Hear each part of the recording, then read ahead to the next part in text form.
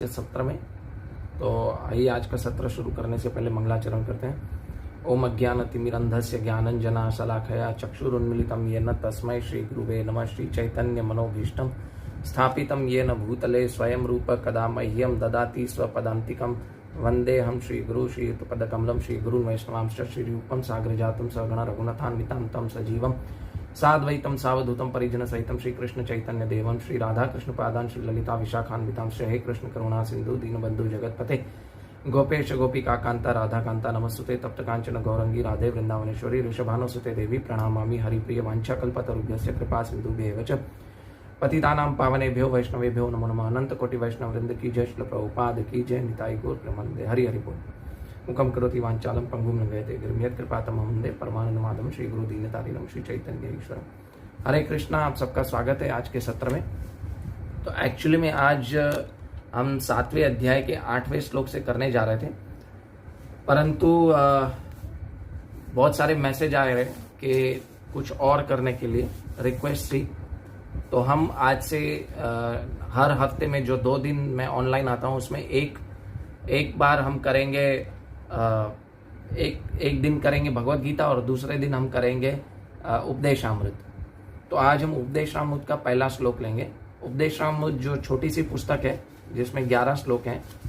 तो उपदेशामृत इतनी छोटी सी पुस्तक है, नेक्टर ऑफ इंस्ट्रक्शंस जिसे इंग्लिश में बोला जाता है।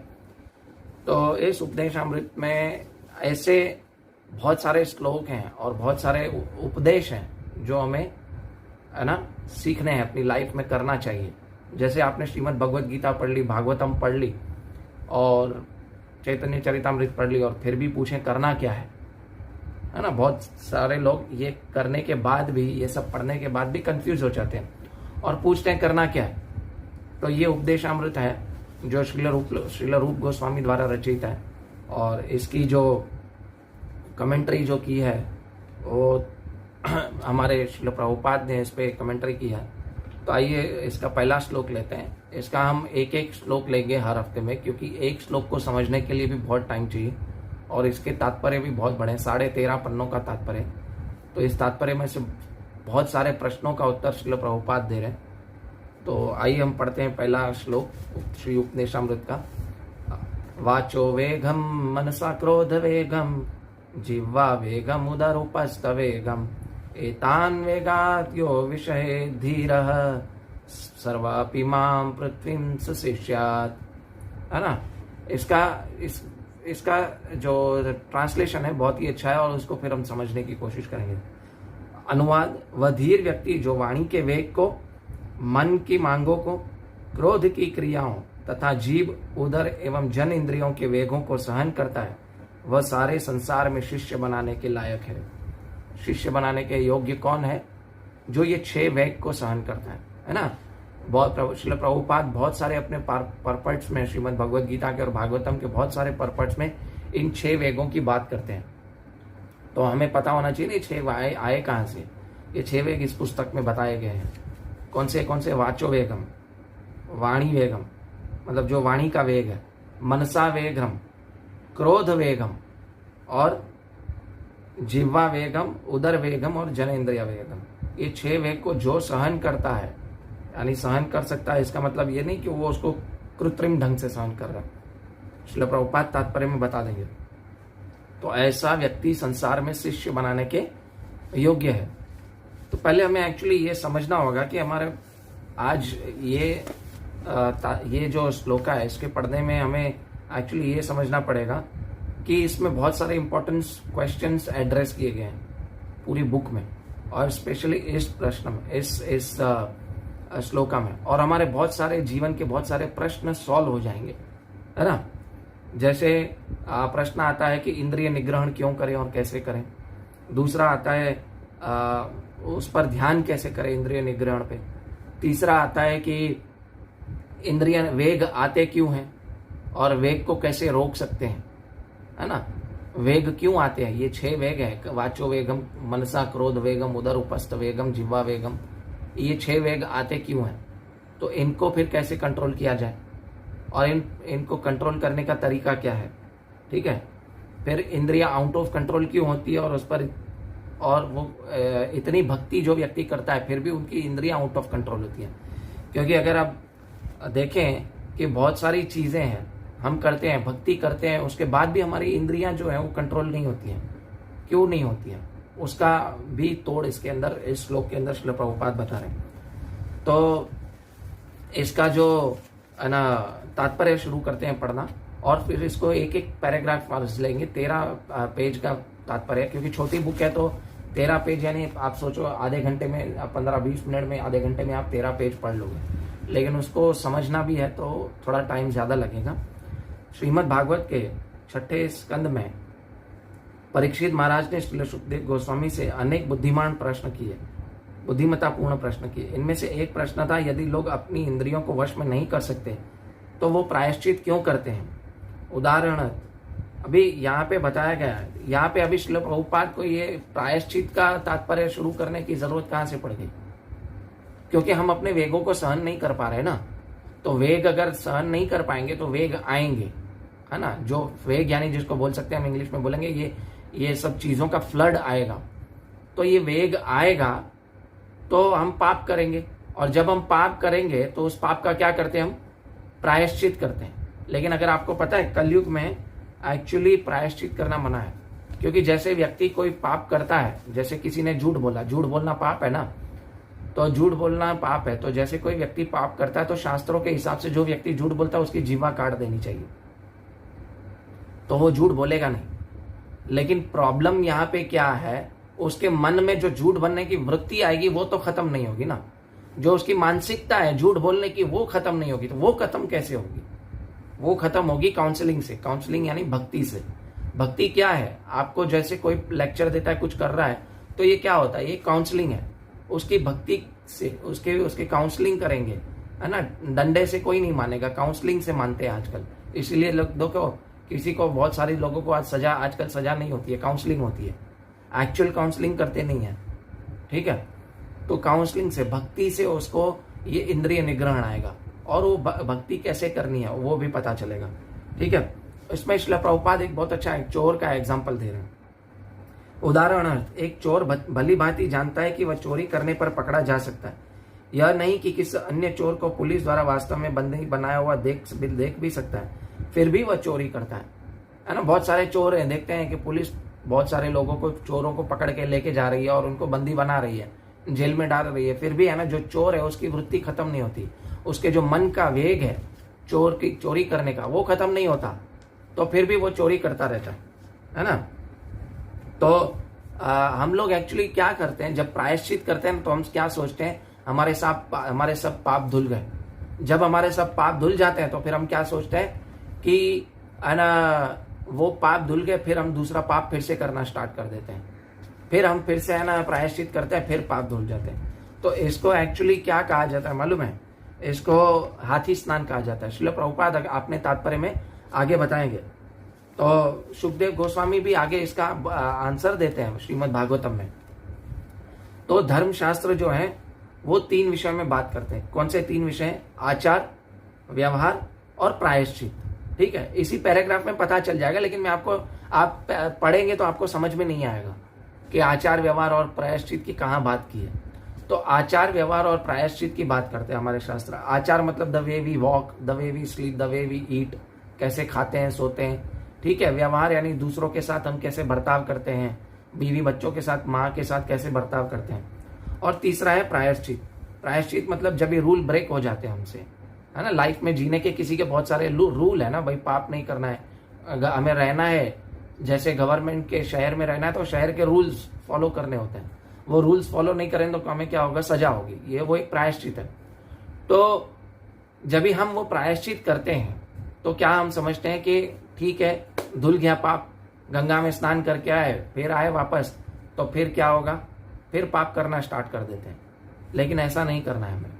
इससे तो पाप करने की मानसिकता खत्म नहीं हो रही है ना। तो हमें क्या करना है, पाप करने की मानसिकता को जड़ से खत्म करना है। तो जब पाप करने की मानसिकता को जड़ से खत्म करना है तो ये 6 वेग को रोकने होंगे। जब हम ये 6 वेग को रोक लेंगे तभी क्या होगा कि हम एक्चुअली में इंसान बनेंगे, अदरवाइज हम पशु हैं। आहार निद्रा भय मैथुनम च समानेतात पशु भी नराणाम, ठीक है। फिर भगवान आगे श्रील प्रभुपाद यहाँ बता रहे हैं कि फिर भी वह चोरी करता रहता है। सुनकर देखकर अनुभव प्राप्त किया जाता है। जो कम बुद्धिमान होता है वह देखकर अनुभव प्राप्त करता है। यानी जो बुद्धिमान है, ज्यादा बुद्धिमान है, तो क्या सुन लेता है, भाई चोरी करना ठीक बात नहीं है, स्मोकिंग ठीक बात नहीं है, इलिसिट सेक्स ठीक बात नहीं है, इससे क्राइम होते हैं, ठीक है। फिर कम बुद्धिमान, उससे कम बुद्धिमान क्या सोचता है, वो देखकर देखता है, हाँ ये मेरे को तो भाई दिखाओ तो मैं मानूंगा, है ना, तो दिखा लिया उसको तो वो मान जाएगा। लेकिन उससे भी कम बुद्धिमान क्या करता है पता है आपको? उससे भी कम बुद्धिमान क्या करता है, वो खुद गलती करके देखता है, हाँ मैं कही, हाँ मुझे सजा हुई। लेकिन उससे भी और कम बुद्धिमान व्यक्ति कौन होता है मालूम है? वो चोरी करता है, फिर जेल में जाता है, फिर वापस चोरी करता है, फिर जेल में जाता है। मतलब वो उससे कुछ सीखता नहीं है, वो मूर्ख, निपट मूर्ख व्यक्ति है ना। ये पूरे ये पैराग्राफ में श्रील प्रभुपाद यही बताना चाह रहे हैं। फिर श्रील प्रभुपाद इस पैराग्राफ में आगे बताते हैं कि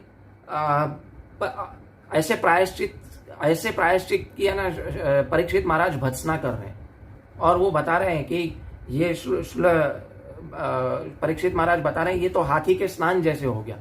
यानी आप देखो कि हाथी को अगर आपने स्नान करते हुए देखा है तो वो नदी किनारे जाता है, अंदर नदी में डुबकी लगाता है, घंटों स्नान करता है, अपनी सूंड से स्नान करता है, पूरे शरीर को गीला करता है, स्नान करता है। जैसे ही वो किनारे पे आता है तो क्या करता है, फिर शरीर पे मिट्टी डालता है। तो पाप करो और प्रायश्चित करना, ये एक्चुअली हाथी के स्नान जैसा, प्रायश्चित हाथी के स्नान जैसा है। तो हम लोग सोचते हैं ना, हम लोग प्रायश्चित करें कि जैसे आप क्रिश्चियंस में देखें, क्रिश्चियंस में क्या होता है, व्यक्ति ये लोग जाते हैं सैटरडे तक, थर्सडे तक, फ्राइडे तक पाप करेंगे, सैटरडे तक बोलेंगे कन्फेस करेंगे। कन्फेशन रूम होता है इनका, अगर आप चर्च में कभी गए हो तो कन्फेशन रूम में जाते हैं और कन्फेस करते हैं फादर, और उनका क्या सोचते हैं, फादर ने मेरे पाप सब अपने सर पे ले लिए, और आता है शनिवार और रविवार को क्या करता है, फिर से पाप करना स्टार्ट कर देता है। वही इलिसिट सेक्स, वही दारू, वही स्मोकिंग, वही बहुत सारी चोरी करना, बहुत पाप अनेक है ना, असंख्य पाप है, तो पाप करना फिर से स्टार्ट कर देता है। तो ऐसे पाप और प्रायश्चित को हाथी स्नान के साथ हमारे शास्त्रों में क्या कहा गया है कि इसको, है ना, उन्होंने ये कहा है कि ये हाथी का स्नान है। तो आइए इस तात्पर्य में आएगा। और ये क्या है, नाम के बल पर पाप करना है, क्योंकि नाम के बल पर पाप करना, कल भी शायद मैंने आपको बताया था कि मैं प्रायश्चित करूं, पाप करूं, प्रायश्चित करूं, और मैं सोचूं कि मेरे पाप सब मेटिगेट हो जाएंगे। ऑफ कोर्स आपके सब पाप मेटिगेट हो जाएंगे, सब पाप खत्म हो जाएंगे, लेकिन फिर मैं क्या करूंगा, फिर से पाप करूंगा, फिर भगवान का नाम जप करूंगा। तो नाम का जो पाप है, जो नाम है, वो क्या वॉशिंग मशीन थोड़ी ना है, सर्फ एक्सेल थोड़ी ना है, ऐसे ऐसे मिट्टी लगा दी, ठीक है, वो ऐड दिखाते ना, ये मिट्टी लगाओ, फिर सर्फ एक्सेल में डालो, और फिर शर्ट बाहर आ गई और क्या हो गया, है ना, साफ हो गई। तो उसी प्रकार हमारे हम जो है वो शर्ट की तरह थोड़ी है, मिट्टी लगी, हमने पाप किया, फिर हमने नाम जप लिया, फिर आए क्लीन हो गए। ऑफ कोर्स आप क्लीन हो जाओगे, लेकिन पाप करने की मनोवृत्ति को कैसे खत्म करें? पाप करने की मनोवृत्ति को खत्म कर रहे हैं हम लोग, नाम के बल पर पाप ज्यादा कर रहे हैं, हम खुद, हमें पता नहीं है कि हम क्या कर रहे हैं। तो पाप करने की मनोवृत्ति को खत्म करेंगे, वो आगे श्रील प्रभुपाद अपने तात्पर्य में बताएंगे। श्रील सुखदेव गोस्वामी जो समान रूप से बुद्धिमान थे और महाराज परीक्षित के योग्य गुरु थे, उन्होंने राजा के प्रश्नों का उत्तर दिया और इसकी पुष्टि की कि प्रायश्चित के विषय में उनका कथन सही था। पाप कर्म का निराकरण पुण्य कर्म से कभी नहीं किया जा सकता। हाँ, दूसरा ये है कि बहुत सारे लोग बोलते हैं कि मैंने आज दारू पी ली, या किसी का सपोज एक्सीडेंट कर लिया जानबूझ के, और फिर बोले है ना दूसरे व्यक्ति का जाके हॉस्पिटल में उसका इलाज करा दिया, तो ये नहीं होता है। मैंने दारू पी और दूसरे सुबह उठ के गंगा जल पी लूं, तो पाप और पुण्य को पाप को पुण्य से कभी नहीं काटा जाता। पाप का फल अलग भोगना पड़ता है, पुण्य का फल अलग भोगना पड़ता है। तो ये सोचना बंद कर देना कि बहुत सारे यहाँ पे तथाकथित पंडित आते हैं, महाराज आते हैं, कर्मकांडी ब्राह्मण आते हैं, वो आपको बोलेंगे आपने ये पाप किया, चलो ये कर लो, पुण्य कर्म कर लो तो आपके पाप खत्म हो जाएंगे। ऐसा कभी होता नहीं है, हमारे शास्त्र कभी नहीं कहते ऐसा होता है। ये कर्मकांडी ब्राह्मणों का अपना धंधा चलाने का, क्या बिजनेस चलाने का, व्यवसाय चलाने का तरीका है, ठीक है। तो पाप कर्म का निराकरण पुण्य कर्म से कभी नहीं किया जा सकता। अतः वास्तविक प्रायश्चित तो हमारी सुप्त कृष्ण भावनाभूत को जाग करना है। आ गया, वास्तविक क्या है, हमारे हृदय में जो कृष्ण भावनामृत को हमने सुला के रखा है, कृष्ण को जो भूल गए उसको जगाना, वास्तविक पाप समाप्त हो जाएंगे। हरे कृष्ण महामंत्र जपेंगे तो वास्तविक पाप, क्या जो पाप करने की मनोवृत्ति है वो खत्म हो जाएगी, है ना। लेकिन ये वेग आते क्यों हैं? 6 प्रकार के वेग क्यों आते हैं? 6 प्रकार के वेग इसलिए आते हैं क्योंकि हम अपने आप को शरीर समझ के बैठे हैं, मन समझ के बैठे हैं, इसलिए हम ये 6 प्रकार के वेग आते हैं। अभी वेग को रोका कैसे जाए? वेग को रोका जा सकता है ज्ञान से। असंग शस्त्रेण दृढ़ेन छित्त्वा, 15वें अध्याय में बोलते हैं ना भगवान श्री कृष्ण, असंग शस्त्रेण दृढ़ेन छित्त्वा। तो असंग के शस्त्रों से काटो उसको, दृढ़ेन छित्त्वा, उसको जड़ रूप से खत्म कर दो, है ना।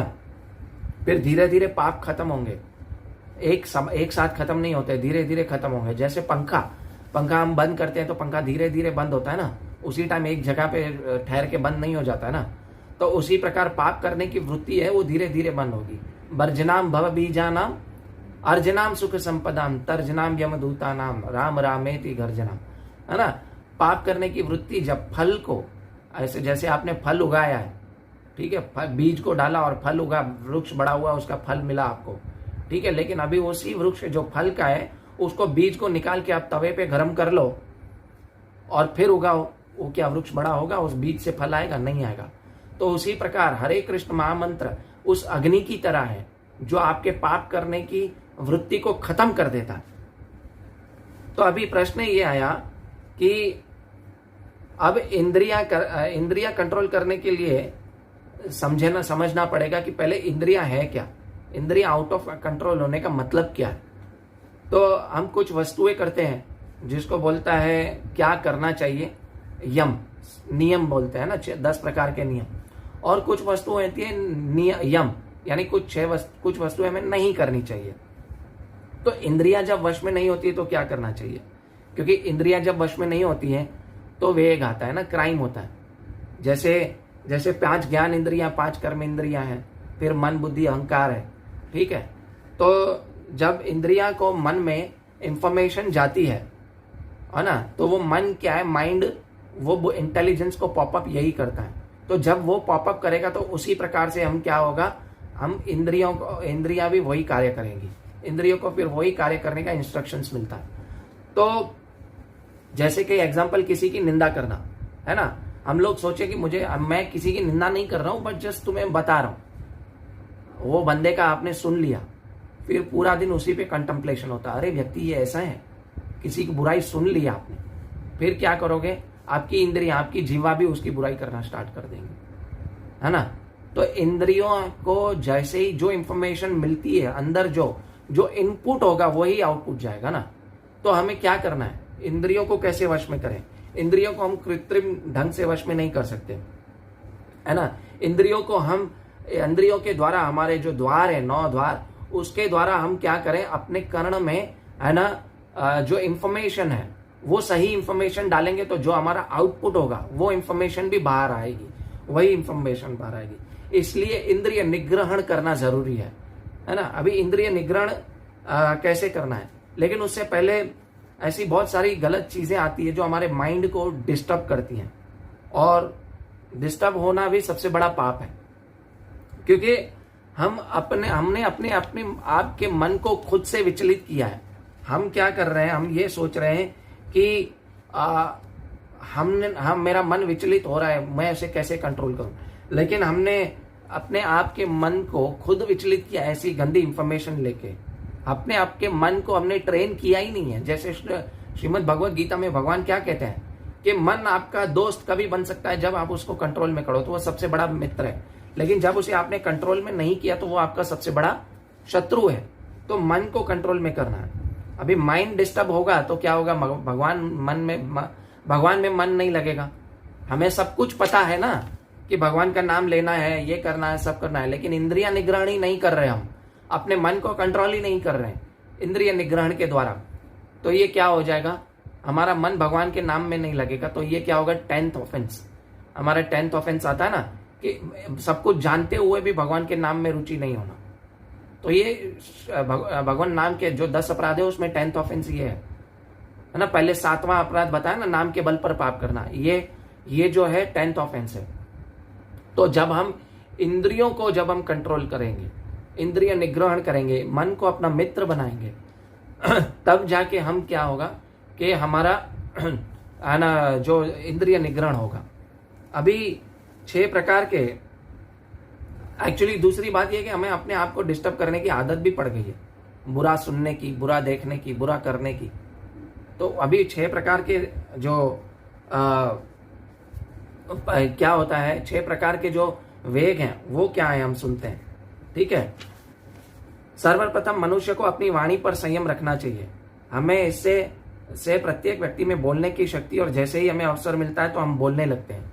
देखिए, वाणी का वेग मतलब ये नहीं है कि मैं अपनी वाणी को रोक के रखूं, नहीं, मुझे क्या बोलना है वो समझ में आना चाहिए। बहुत सारे लोग बोलते हैं मौन व्रत धारण करो, मौन तो कोई नहीं रह सकता। जिसको भगवान ने जिह्वा दी है, बोलने की शक्ति दी है, वो व्यक्ति मौन रह ही नहीं सकता। लेकिन असली मौन तो वो है जो भगवान की गुणगान करे। कितने भक्त हैं जो भगवान का गुणगान करते हैं? 2 भक्त मिलेंगे ना आपस में, तो वो भी भगवान का गुणगान नहीं कर रहे होते, वो फालतू की बातें कर रहे होते हैं। ठीक है, तो हम अपने मन के वेग, हमने वाणी के वेग को जब तक नहीं रोकेंगे तब तक मन में इंफॉर्मेशन गलत जाएगी कर्णों द्वारा। तो मन में इंफॉर्मेशन गलत जाएगी तो हम अपने आप को डिस्टर्ब करना स्टार्ट कर देंगे। श्रील प्रभुपाद आगे बता देंगे यही चीज। जैसे ही हम में से प्रत्येक व्यक्ति में बोलने की शक्ति, और जैसे ही हमें अवसर मिलता है तो हम बोलने लगते हैं। यदि कृष्ण भावनावाहित की बात नहीं करते तो केवल व्यर्थ अनेक बातें करते रहते हैं। आ गया ना? जिस तरह मेंढक खेत में टर्राता है, उस तरह कोई भी व्यक्ति जिसके पास जीभ है वह बोलना चाहता है, और उससे जो कहना है वह महत्वपूर्ण मूर्खतापूर्ण क्यों न हो, फिर भी बोलता है। और वो मेंढक की तरह सर्प को आमंत्रित करता है, यहाँ जाओ और मुझे खाओ, है ना। जैसे मेंढक क्या करता है, सांप मेंढक रहने के लिए अपना बिल खोदता है और अंदर मेंढक रहता है, लेकिन मेंढक बिल में जाके क्या करता है, टर टर टर टर आवाज करता है। तो सांप को है ना पता चल जाता है मेंढक यहाँ पे है। फिर सांप क्या करता है, वो मेंढक को खा लेता है और अपना बिल, वो सांप अपना बिल कभी नहीं बनाता, सांप वहां रह जाता है। तो उसी तरह हम काम, क्रोध, लोभ, मोह, मद, मत्सर्य को एंटर करने दे रहे हैं अपने अपने अपने जो मन में, अपने इंद्रियों द्वारा, बोलने द्वारा, वाणी के वेग के द्वारा। ठीक है, इसके लिए हम क्या करते हैं कि हम जो है दूसरी अपने आप को, वाणी के वेग को हमको कंट्रोल करना है। यद्यपि यह मूत्री को आमंत्रण देना, फिर भी मेंढक टर्राता रहता है। भौतिकवादी पुरुष में एवं मायावादी दार्शनिकों में बोलने की तुलना मेंढी की टर्रा की जा सकती है। ये सदैव व्यर्थ बातें करते हैं और अपने आप को पकड़ाने के लिए मृत्यु को आमंत्रित करते रहते हैं। लेकिन वाणी के संयम का अर्थ अपने आप थोपी गई चुप्पी, मौन की बाह्य क्रिया नहीं होता। आ गया ना? मौन नहीं है, क्या है देखते हैं। जैसे मायावादी दार्शनिक सोचते हैं कि चुप रहना ही मौन है, नहीं। एक्चुअल मौन क्या है देखो, पहले बताएंगे। ये मौन, ऐसा मौन कुछ समय तक शायद प्रतीत हो सकता है, लेकिन अंततः वह विफल हो जाता है। आप कितनी देर तक चुप रहोगे? अगर आपको कोई क्रोध दिलाएगा तो आप बोल पड़ोगे। आपको कोई प्रोवोक करेगा, हम तो इतने वो है नहीं, हम मौन रखें 1 घंटा 2 घंटा 3 घंटा ज्यादा से ज्यादा, लेकिन कोई आए हमें थप्पड़ मार दे, क्रोध दिलाए, तो हमारा मौन टूट जाएगा, है ना। तो वो क्या है, वो मौन नहीं है। तो मौन एक्चुअल क्या है देखते हैं। श्रील प्रभुपाद बता रहे हैं कि लेकिन अंततः विफल हो जाता है। श्रील रूप गोस्वामी जिस संयमित वाणी की बात कर रहे हैं उसका अर्थ है कि कृष्ण कथा की सकारात्मकवादी का समर्थन करना। आ गया ना? कृष्ण कथा बोलना वो मौन है, उसके अतिरिक्त कुछ बोलना वो व्यर्थ है, वो मौन नहीं है। वो तो सिर्फ मेंढक की तरह ट्रटर करना है। हाँ, हम कम्युनल जगह पे रह रहे हैं, हम कॉर्पोरेट वर्ल्ड में रह रहे हैं, तो हमें बोलना है, नो डाउट। मैं कहीं जाऊंगा, मेरे काम पे कस्टमर को अटेंड करना है तो बोलना है, लेकिन उतना ही करना है जितना, हाँ ठीक है, आया कस्टमर, बात की, ठीक है, चला गया, उसके साथ ज्यादा बात नहीं करनी है। हाँ, अगर आप उसके साथ ऐसा रिलेशन बना लो और उसको साथ कृष्ण कथा कर रहे हो तो वो मौन नहीं है, वो तो फिर आप बोलते रहो ना, पूरा दिन 24 घंटे बोलते रहो, कृष्ण कथा बोलनी है ना। ठीक है, ऐसी अर्थात बोलने की प्रक्रिया को भगवान श्री कृष्ण के गुणागान में लगाना, इसको मौन कहा जाता है। इस प्रकार जीव श्री भगवान के नाम, रूप, गुण तथा लीलाओं की महिमा का गान कर सकती है। कृष्ण कथा का उपदेश सदैव मृत्यु के चुंगल से दूर रहना है और वाणी के संयमित वेग को संयमित करने की यही महत्ता है। पहले पता चल गया, अभी वाणी के वेग को कैसे रोक सकते हैं। दूसरा आता है मन का वेग। मन का वेग है कि मन का वेग अधिकतरता तभी वश में हो जाता है जब कोई अपने मन के भगवान श्री कृष्ण के चरणों में क्या करता है, स्थित कर देता है ना। श्री कृष्ण क्या है, सूर्य के समान है, और माया क्या है, अंधकार के समान है। तो जहां श्री कृष्ण रहते हैं वहां माया रह नहीं सकती, जहां सूर्य उपस्थित रहता है वहां अंधकार रह नहीं सकता। तो इस तरह क्या होता है, इस प्रकार यदि भगवान श्री कृष्ण में मन उपस्थित हो जाए तो माया के प्रभाव से मन में विचलित होने की कोई संभावना नहीं। समस्त भौतिक विचारों का निषेध योग विधि कोई लाभ नहीं होता। मन में शून्य की सृष्टि करने का प्रयास कृत्रिम विधि है। मैं शून्य हो जाऊं, बहुत है ना शून्यवादी, there is nothing but zero. Gautam Buddha ने ये फिलोसफी लाई थी, जीरो। अरे वो जीरो नहीं होना है हमें। जीरो कहां से होगे, फिर बोलेंगे मुझे मुक्ति मिलेगी। अगर आप जीरो हो तो मुक्ति कहां से मिलेगी भाई, पहले उनसे ये जाके क्वेश्चन पूछो। तो मन के वेग को ऐसे कंट्रोल नहीं करना है। मन के वेग को भी भगवान कृष्ण के, अपने मन को, अपनी वाणी को भगवान कृष्ण में लगाओ तो मन और वाणी ऑटोमेटिकली कंट्रोल हो जाएगा, है ना। एक्चुअली हमें पहले ये समझना चाहिए कि हमारा वेग आता कहां से। हमारा वेग शरीर का है या मन का है, इसका हमें डिफरेंस कैसे समझ में पता चलेगा। जैसे हमें कोई रसगुल्ला खाने की इच्छा हो गई और हमने रसगुल्ला खा लिया, ये क्या है, मन का वेग है। लेकिन मुझे प्यास लगी है तो उसके शरीर में लक्षण आएंगे ना। थोड़ी देर तक प्यास नहीं पीऊंगा तो, पानी नहीं पीऊंगा तो जीवा सूखने लगेगी, मुंह सूखने लगेगा, होंठ सूखने लगेंगे, और थोड़ी देर नहीं पियोगे तो पानी पेट में एसिडिटी स्टार्ट हो जाएगी, कुछ भोजन नहीं करोगे। तो ये शरीर का वेग है। तो शरीर को साथ में रखने के लिए हमें शरीर के वेग को क्या है, पूरा करना चाहिए। लेकिन मन के वेग को रोकना है। मन में कुछ आया, मैं कुछ देख लूं गंदी चीज, तो उसको रोकना है तो हमें क्या करना चाहिए पता है। उसको रोकने का सबसे बेस्ट तरीका है कि आप किसी भक्त को उसी टाइम पे फोन कर लो, भाई मेरे मन में ये वेग आ रहा है, आप थोड़ी देर मेरे से बात कर लो, ठीक है। तो इससे मन का वेग रुकेगा आपका। तो हमें पता चलना चाहिए क्या मेरा वेग शरीर का है या मेरा मन का वेग है। उसके बीच में डिफरेंशिएट, ऐसे डिस्क्रिमिनेट ऐसे करते हैं, डिफरेंशिएट ऐसे किया जा सकता है। फिर तीसरा है क्रोध का वेग। क्रोध के इस प्रकार क्रोध के वेग को वश करना है। कैसे, हम क्रोध करना पूरी तरह बंद नहीं कर सकते, लेकिन यदि हम उन्हीं पर क्रोध करें जो श्री भगवान या भगवत भक्तों की निंदा करते हैं तो कृष्ण भावनामृत में अपना क्रोध वश में कर जाते हैं। बहुत ही अच्छा प्रश्न है। जैसे हनुमान जी ने अपना क्रोध वश में कैसे किया, वो चाहते थे, उन्होंने लंका में आग लगाई तो कैसे आग लगाई, अपने लिए आग लगाई क्या, क्रोध तो उनको भी आया ना, लेकिन उन्होंने क्या, भगवान की सेवा में आग लगाई, है ना। अर्जुन ने युद्ध लड़ा तो युद्ध लड़ने के लिए तो क्रोध चाहिए ना, शांत मन वाला थोड़ी ना युद्ध लड़ सकता है। लेकिन उन्होंने अपना क्रोध किसकी सेवा में लगाया, भगवान की सेवा में लगाया। तो जैसे कोई आपकी बात नहीं मान रहा है, आपका रिलेटिव है, नाम नहीं जप कर रहा है या आप इस लक्ष्य को नहीं समझ रहा है, तो पहले अपने व्यवहार से, अपने आचार से उनको सिखाओ। उसके बाद नहीं सीखते तो थोड़ा क्रोध करना जरूरी है, उनके ऊपर सीखो, क्योंकि जीवन का उद्देश्य क्या है ये समझो, ठीक है। तो निंदा करते हैं तो हम कृष्ण भावनामृत के अपना क्रोध वश में करते हैं। श्री भगवान भक्त या भगवत भक्तों की निंदा करते हैं तो हम कृष्ण भावनामृत में अपना क्रोध वश में करते हैं। श्री भगवान चैतन्य महाप्रभु जगाई तथा मदाई नामक दो दुष्ट भाइयों पर क्रुद्ध थे, जिन्होंने नित्यानंद प्रभु की निंदा की थी और उन्हें मारा था। अपने शिक्षाष्टकम में श्री चैतन्य महाप्रभु लिखते हैं, तृणादपि सुनिचेन तरोरपि सहिष्णुना, यानी एक व्यक्ति को, मनुष्य को तृण के समान, तृण यानी घास के अधिक भी विनम्र तथा वृक्ष से अधिक भी सहनशील होना चाहिए। तब कोई पूछ सकता है कि महाप्रभु ने क्रोध क्यों किया। तो बात यह आती है कि मनुष्य स्वयं का सभी तरह का अपमान सहने के लिए तैयार होता है, लेकिन किसी भक्त का या कृष्ण का अपमान सहने के लिए तैयार नहीं होता, इसीलिए वो दूसरे के ऊपर क्रोध कर सकता है, ठीक है। अभी एक दूसरा वाचो वेगम जो आता है, वाचो वेगम मनसा क्रोध वेगम। तो वाचो वेगम जो पहले हमने देखा, उसमें भी एक्चुअली 3 प्रकार के वेग होते हैं। एक होता है कि सबकी किसी की निंदा करना, है ना, मतलब निंदा करना अच्छी बात नहीं है। किसी की कल्याण भावना से निंदा कर रहे हो तो बात अलग है। जैसे गुरु अपने कभी शिष्य की निंदा करता है उसके सामने, तो उसकी कल्याण की भावना से निंदा करते तो वो निंदा ठीक है। परंतु निंदा, फालतू में किसी की निंदा करना, ये वाचो वेगम है, ठीक है। दूसरा वाचो वेगम क्या है, फालतू की बातें करना, संसार की बातें करना, है ना। टर बोला ना, सांप जो मेंढक की तरह टर आता है। और तीसरा है, मालूम है क्या है? श्रील प्रभुपाद तात्पर्य में बता रहे हैं, जो अपने मन की बातें है ना तथाकथित पुस्तकें लिखने में लगाता है ना, वो एक्चुअली वाचो वेगम है, उसको भी कंट्रोल करना है, वो भी वाचो वेगम है।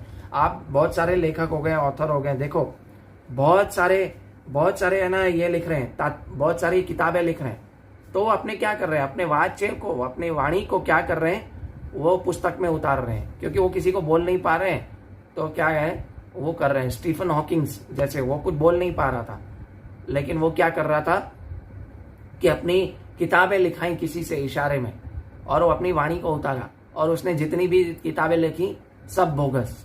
तो उसने अपनी वाचो वेग को कंट्रोल नहीं किया, वो किताबों में उतार दिया उसने।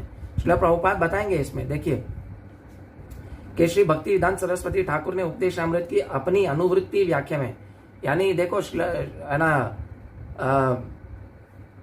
इसका जो अनुवृत्ति क्या बोला है, क्योंकि उपदेश अमृत तो श्रील प्रभुपाद ने इस किताब का नाम दिया है, ये उपदेश अमृत है, और इसकी है ना टीका की है। लेकिन श्रील भक्ति सिद्धांत सरस्वती ठाकुर ने भी इस पुस्तक के ऊपर, इन श्लोकों के ऊपर टीका किया, उसका नाम है अनुवृत्ति। कि वो हमारी देहात्म बुद्धि में 3 प्रकार के वेग उत्पन्न होते हैं, बोलने का वेग, मन का वेग तथा शरीर का वेग। आ गया ना? तो इन तीन वेगों, जीव का इन 3 वेगों का शिकार बना है जो इसका, तो उसका जीवन अशुभ बन जाता है। जो व्यक्ति इन वेगों को दमन करने का अभ्यास करता है वह तपस्वी कहलाता है। ऐसा तपस्वी तपस्या से महत्वपूर्ण पुरुषोत्तम को भगवान की बहिरंगा शक्ति या भौतिक शक्ति से उत्पीड़न को वश में कर सकता है ना? क्यों? क्योंकि वो भगवान की सेवा में लग जाता है। जब व्यक्ति के वाणी के वेग की बात आती है, आएगा अभी यहाँ देखो, करते हैं तो हमारा अभिप्राय व्यर्थ बातों से होता है या निर्विशेष मायावादी दार्शनिकों की बातों का सकाम कर्मकांड में हुए लगे हुए व्यक्तियों की बातें, जानी जो कर्मकांड में लगते हैं, ऐसे व्यक्तियों की भी बातें वो अपने वाणी के वेग को नहीं कंट्रोल कर सकते। और उन भौतिकवादी व्यक्तियों की बातें जो बिना रोक टोक के कुछ भी बोलते रहते हैं, ठीक है, और भोग करना चाहते हैं जीवन का, ऐसे समस्त बातें या साहित्य वाणी वेग के व्यवहारिक प्रदर्शन है। अभी तीसरा वेग देखो, अनेक लोग व्यर्थ ही बातें करते रहते हैं और व्यर्थ ही पुस्तकें लिखते रहते हैं, ये सब भी वाणी के वेग का परिणाम है। आ गया ना? व्यर्थ पुस्तकें लिखना भी क्या है? वाणी का वेग है। बोलते हैं ना ऑटोबायोग्राफी ऑफ सचिन तेंदुलकर, वो अपनी बातों को व्यर्थ लिखना चाहता है। ऑटोबायोग्राफी ऑफ संजय दत्त, अपनी वाणी को, पिक्चर बनाई ना संजू, कौन सी संजू पिक्चर आई थी शायद, आई डोंट नो, तो वो पिक्चर को क्या किया? वो वाणी का वेग ही है ना। उसमें पहले पुस्तक में उतारा, फिर पुस्तक में उतार के उसकी पिक्चर बनाई, तो ये वाणी का वेग है। क्या है? व्यर्थ अपना टाइम वेस्ट किया, और उसमें तो कितना झूठ भरा हुआ है हमें भी पता नहीं है। तो हम उसको क्यों फॉलो करें? हम इन शास्त्रों को फॉलो करें जो हमें सिखाते हैं कि हमारे वेगों को कैसे कंट्रोल करना है। जैसे क्रोध का वेग, एक बार अलेक्जेंडर एक है ना पूरी दुनिया जीत के एक इंडिया में आया, तो एक ब्राह्मण से मिला। वो क्या कर रहा था? शास्त्र पढ़ रहा था। तो उसका एक सिपाही आया और बोले ये अलेक्जेंडर द ग्रेट है, विश्व का गुरु है, सबसे बड़ा राजा है, तो इसको सलाम करो। तो वो क्या किया उसने कि बोले, वो ब्राह्मण क्या बोल रहा था, ये सबसे बड़ा राजा नहीं है। बोले हाँ नहीं, ये कैसे नहीं बोल सकते, ये सबसे बड़ा राजा नहीं है। तो इसमें क्या है, अलेक्जेंडर को गुस्सा आ गया, ये सबसे बड़ा राजा नहीं बोल रहा है, ये है वो है। तो बोले नहीं, तू राजा नहीं है, तेरे ऊपर एक और राजा है, तेरा क्रोध।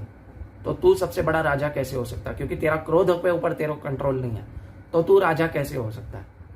तो तू राजा नहीं है, तेरे से बड़ा राजा तेरा क्रोध है। तो ऐसे हम अपने क्रोध के वेग को भी सहन करना सीखना चाहिए। जब हम सब कुछ भगवान की सेवा में लगाएंगे, हमारी इंद्रियां, हमारा मन और हमारा जो तीसरा जो है, जो एक ही लाइन में होना चाहिए, है ना? 3 श्रेणियां बांटी, जो जब जीव, उदर और जनेंद्रियां, ये तीनों हम एक ही लाइन में लेके आएंगे। जहां तक शरीर का संबंध है तभी देखा जा सकता है, तीनों इंद्रियों का प्राकृतिक रूप से एक ही सीधी रेखा में लानी होती है। और जब शरीर की आवश्यकताओं का प्रारंभ जीभ से होता है, तो क्या करना है? हमें जीभ की आवश्यकताओं को केवल सेटिस्फाई नहीं करना है, उसको सिर्फ और सिर्फ प्रसाद खाने में लगाना है, सीमित करना है। तो उदर और जनेंद्रियां, दूसरी बाकी इंद्रियां हैं, उसको ऑटोमेटिकली क्रियाएं वो जो है नियंत्रित हो जाते हैं।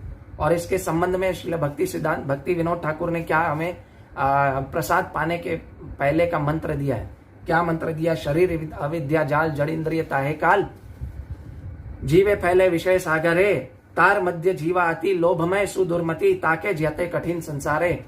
कृष्ण बड़ा दयामय है ना, करिवरे जीवा जाए, स्वप्रसाद अन्न दिलो भाई, सही अन्नामृत पाओ, श्री राधा कृष्ण गुण गाओ, प्रेम डाको चैतन्य निताय।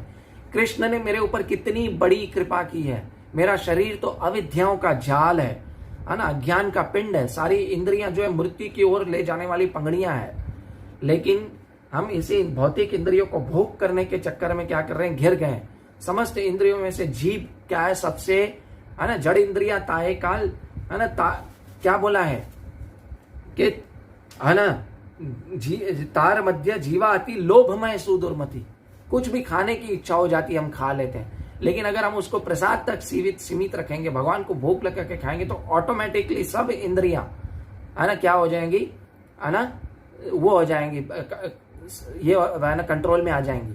जैसे भक्ति रसामृत सिंधु में कहा जाता है, अतः श्री कृष्ण नाम आदि ना भवेद ग्रह इंद्रिया, है ना, सेवान मुखे ही जीवा दो, वहां पे भी जीवा का बताया गया, सेवान मुखे ही जीवा दो, स्वयं स्फुरत है ना, क्यों सेवान मुखे, अतः कृष्ण नाम आदि ना भवेद ग्रह इंद्रिया, कृष्ण को ग्रह इंद्रियों से नहीं जाना जा सकता, हमारी कृत्रिम इंद्रियों से। कहा कैसे जाना जा सकता है, सेवान मुखे ही जीवा दो, जीवा से सेवा करें, कैसे, भगवान को भोग लगाए और खाएं, और भगवान का नाम जप करें, हरे कृष्ण कीर्तन का जप करें, हरे कृष्ण कृष्ण कृष्ण हरे हरे, हरे राम राम राम हरे हरे, तो हम इस जीवा को कंट्रोल में कर सकते हैं, भगवान सब इंद्रियों को कंट्रोल में कर सकते हैं। तो फिर अगला वेग क्या आता है कि मन का वेग में और दो चीजें आती हैं, अवरोध प्रीति और विरोध प्रीति। यानी अवरोध प्रीति यानी संसार के साथ जो हमारा आसक्ति है, उससे फिर मन का विरोध आता है, हमारा मन उसमें आसक्त हो जाता है। और दूसरा है विरोध प्रीति का क्रोध, यानी कुछ कभी कभी कुछ हताशाएं आ जाती है तो हमें क्रोध आ जाता है ना। भगवान से कोई पूछता है, मुझे नहीं, अर्जुन पूछता है कि मैं मुझे नहीं चाहते हुए भी क्रोध कर रहा हूं, तो क्या है, कोई हमें पाप करने पे ये कर रहा है, तो उसमें ये आता है कि कामेश क्रोधेश रजोगुण समुद्भव, काम क्रोध रजोगुण से उत्पन्न होता है, और काम क्रोध रहता कहाँ है, काम के इंद्रिया मन और बुद्धि में रहता है। तो इंद्रियों को दमन करोगे, इंद्रियों का निग्रहण करोगे, इंद्रियों को जब भगवान की सेवा में लगाओगे, तो क्या होगा, ये 6 प्रकार के वेग जो हैं वो कंट्रोल हो जाएंगे। उस तात्पर्य में भी श्रील प्रभुपाद ने 6 प्रकार के वेगों का बताया है। फिर एक और वेग आता है जहां तक मन का वेग है, चंचल है ना, ये मैंने शायद बता दिया, विरोध प्रीति कहलाता है, और अनियंत्रित आसक्ति द्वारा अविरोध प्रीति कहलाता है, ये बताया ना, हताशा। ठीक है, तो ये 6 प्रकार के वेग हमने सुन लिए, और 6 प्रकार के वेगों को कंट्रोल में सुन लिया, बता लिया कि क्या है। और भी बहुत कुछ है, तो आप ये उपदेशामृत पुस्तक खरीदें, केवल इंडिया में 40 रुपए की मिलती है, इस्कॉन में जाइएगा, ये 40 रुपए की पुस्तक मिलती है, और इसको पढ़िए, तात्पर्य, इसको 13 पेज का पढ़ना है तात्पर्य, हमने पूरा पढ़ा नहीं है, लेकिन पूरा मैंने सब कुछ जो तात्पर्य के अंदर है आपको बता दिया। लेकिन ऐसा व्यक्ति जो ये 6 वेगों को सहन कर लेता है, तो श्रील रूप गोस्वामी बताते हैं, एतान वेगान यो विषय धीरः सर्व अपिमाम पृथ्वी सशिष्यात्, ऐसा व्यक्ति क्या कहलाता है, पूरी पृथ्वी में शिष्य बनाने के लायक है। तो ये लास्ट एक पैराग्राफ है, वो पढ़ते हैं, फिर वाणी को विराम देते हैं। उससे पहले सब लोगों को शेयर करें ये, और क्या है कि शेयर करें, और मेरा YouTube चैनल का भी लिंक दिया है, आप कृपया उस YouTube चैनल के लिंक को भी क्लिक करें, और YouTube चैनल के लिंक को सब्सक्राइब करें, ताकि जो भी इसमें से लक्ष्मी आएगी वो भगवान श्री कृष्ण की सेवा में लगेगी। और आप शेयर करें इस लेक्चर को। और दूसरा ये है कि आपका कुछ भी प्रश्न है तो पूछ सकते हैं इसमें, जब तक मैं लास्ट तात्पर्य पढ़ता हूँ, लास्ट पैराग्राफ। निष्कर्ष ये है कि जो कोई वाणी, मन, क्रोध, जीभ, उदर तथा जनेन्द्रिया, इन 6 को वश में करता है, वह स्वामी या गोस्वामी कहा जाता है। स्वामी का अर्थ है मालिक, तथा गोस्वामी का अर्थ है कि गौ अर्थात इंद्रियों का स्वामी। जब कोई संन्यास ग्रहण करता है तो वह स्वतः ही स्वामी की उपाधि धारण कर लेता है। इसका अर्थ यह नहीं होता कि वह अपने परिवार, जाति या समाज का स्वामी है, अपितु वह अपने इंद्रियों का स्वामी होना चाहिए, है ना। स्वामी हम एक्चुअली गौ दास हैं, है ना, गौ स्वामी नहीं है, हम गौ दास है, हम अपने इंद्रियों के दास बन चुके हैं। बहुत सारे लोग बोलते हैं ना, इसके मन में जो आता है वो करता है, ये तो मनमौजी व्यक्ति है। सॉरी, वो मनमौजी व्यक्ति नहीं है, वो तो मन का दास है, मनमौजी व्यक्ति नहीं है। मन से ही तो सारी, जीवा से ही तो सारी इंद्रियां को कंट्रोल नहीं किया जा सकता। तो जब मन मौजी नहीं है, वो मन का दास है। अपितु उसे अपने इंद्रियों का स्वामी होना चाहिए। जब कोई अपनी इंद्रियों का स्वामी न हो ले तब उसे गोस्वामी नहीं कहा जाता, अपितु उसे गौदास अतः इंद्रियों का दास कहा जाता है। आ गया ना, इंद्रियों का दास है। वृंदावन के गोस्वामियों, 6 गोस्वामियों के पद चिन्हों पर चलकर समस्त स्वामियों के तथा गोस्वामियों का श्री भगवान के दिव्य प्रेममयी सेवा में लग जाना चाहिए।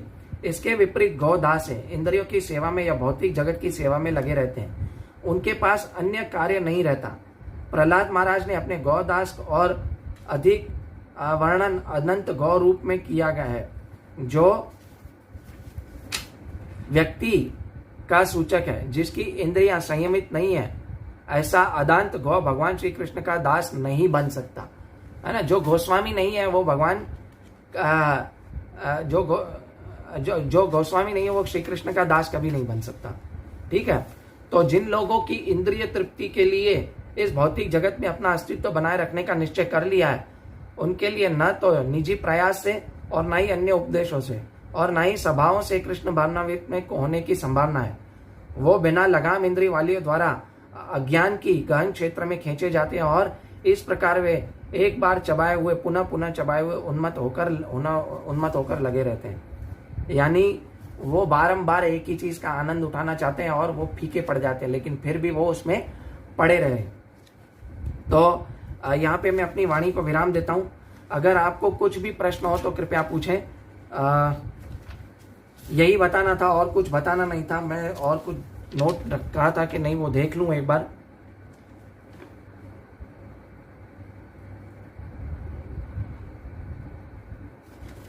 तो हमने देख लिया इंद्रिय क्या है, इंद्रिय निग्रहण कैसे हो जाता है, अपने इंद्रियों को कंट्रोल कैसे करें, इंद्रियों को भगवान की सेवा में लगा के ही कंट्रोल किया जा सकता है।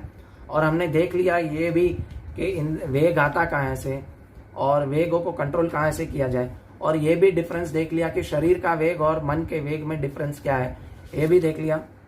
तो दूसरा कंट्रोल, एक होता है कंट्रोल कैसे करना, एक होता है परोक्ष कंट्रोल, एक होता है अपरोक्ष कंट्रोल। परोक्ष कंट्रोल यानी शुरू में जैसे हम लेक्चर सुनते हैं तो शुरू में क्या करते हैं, परोक्ष कंट्रोल करते हैं ना, कि ऑनियन गार्लिक नहीं खाना चाहिए, चॉकलेट नहीं खाना चाहिए, सॉफ्ट ड्रिंक्स नहीं पीनी चाहिए, चाय नहीं पीनी चाहिए। तो ये धीरे धीरे हम अपने आप को, मन को जबरदस्ती कंट्रोल करते हैं, उसको बोलते हैं परोक्ष कंट्रोल। लेकिन धीरे धीरे जैसे भगवान आपको देखेंगे कि आप परोक्ष कंट्रोल कर रहे हो, फिर आप भगवान को क्या करेंगे, भगवान है ना, मन धीरे धीरे भगवान की सेवा में लगना शुरू होता है। तो हम जैसे कृष्ण, उसके बाद क्या करते हैं, हम परोक्ष कंट्रोल करते हैं, और फिर क्या होता है, भगवान है ना उस परोक्ष कंट्रोल को क्या करते हैं, अपरोक्ष कंट्रोल में बदल देते हैं। यानी भगवान अपनी कृपा कर देते हैं जिससे हमारा मन वो अपने वश में कर लेते हैं, हमारे मन को भगवान चलाते हैं। तो उसका बोलते हैं अपरोक्ष कंट्रोल, है ना। ठीक है। जैसे फिर आगे से वस्तुएं करने का मन ही नहीं करेगा, ऐसे वस्तुएं मन करने का मन ही नहीं करेगा जो हमारे मन के वेग जो आते थे, क्योंकि वो हमारे मन को कौन कंट्रोल कर रहे हैं, है ना। जैसे मन को कंट्रोल हमारे ना भगवान श्री कृष्ण कर रहे हैं। जैसे मेरी एक एग्जांपल बताता हूँ कि मैं ना चॉकलेट खाने का बहुत, हालांकि मैं वेज चॉकलेट खाता था जो विदाउट अंडे वाला चॉकलेट था, तो बहुत शौकीन था चॉकलेट खाने का। और एक आता था माउंटेन ड्यू पीने का, माउंटेन ड्यू बहुत पीता था मैं। तो मैं बोला इसको कैसे कम किया जाए। और एक तीसरा था चाय पीना, दिन में 15-20 कप चाय पीता था, कैसे कंट्रोल करें। मैं बहुत कंट्रोल करता था। फिर मुझे मेरे गुरु महाराज ने बोला कि मेरे शिक्षा गुरु ने, आप भगवान का नाम जप करना स्टार्ट कर दो और उसके बाद कंट्रोल करो। मैंने जैसे ही भगवान का नाम जपना स्टार्ट कर दिया 7-8 साल पहले, तो जैसे ही भगवान का नाम जप करना स्टार्ट कर दिया तो भगवान ऑटोमेटिकली, चाय ऑटोमेटिकली छूट गई, चॉकलेट ऑटोमेटिकली छूट गया, सॉफ्ट ड्रिंक्स ऑटोमेटिकली छूट गई, चिप्स ऑटोमेटिकली छूट गया, बाहर का खाना ऑटोमेटिकली छूट गया, है ना, ऑनियन गार्लिक ऑटोमेटिकली छूट गया। तो हम कृत्रिम ढंग से प्रयास नहीं करना है, हमें अपने आप को, जीवा को भगवान की सेवा में लगाना है। मैंने बताया ना, भक्ति रसामृत कहते हैं ना कि अतः श्री कृष्ण नामादि न ब्रवेद ग्रहिम इंद्रिया सेवान मुखे ही जीवा दो। भगवान की सेवा जीवा से करेंगे तो ऑटोमेटिकली हमारी इंद्रिय निग्रहण होगा। हाँ, शुरू में आपको थोड़ा अपने आप से कंट्रोल करना होगा, लेकिन जब अपरोक्ष कंट्रोल आ जाएगा, यानी आपके मन को जब भगवान श्री कृष्ण कंट्रोल कर लेंगे, तब वो ऑटोमेटिकली उन चीजों में मन नहीं लगेगा। वो चीज खाने की इच्छा नहीं होगी, वो चीज सुनने की इच्छा नहीं होगी, है ना, ऐसा होगा। तो हरे कृष्णा, दंडवत प्रणाम। कृपया ज्यादा से ज्यादा लोगों को शेयर करें, और मेरे इस ऊपर YouTube चैनल का लिंक दिया, उसको भी आप क्लिक करके सब्सक्राइब करें और ज्यादा से ज्यादा लोगों को शेयर करें। हरे कृष्णा, दंडवत प्रणाम। श्रील प्रभुपाद की जय। और आज जगन्नाथ रथ यात्रा है, तो आप सबको जगन्नाथ रथ यात्रा की शुभकामनाएं, और जगन्नाथ अष्टकम गाइए और भगवान जगन्नाथ को प्रसन्न कीजिए, क्योंकि भगवान जगन्नाथ हमको दर्शन देने आए हैं और हमें उनके दर्शन का लाभ उठाना चाहिए, और हमें हर पाप और पुण्य से ऊपर उठ के सुकृति करनी है, भगवान की भक्ति करनी है। हरे कृष्णा, दंडवत प्रणाम। श्रील प्रभुपाद की जय। जगन्नाथ भगवान की जय। निताई गौर प्रेमानंदे। हरि हरि बोल। हरे कृष्णा। शेयर करें प्रभु जी। हरे कृष्णा।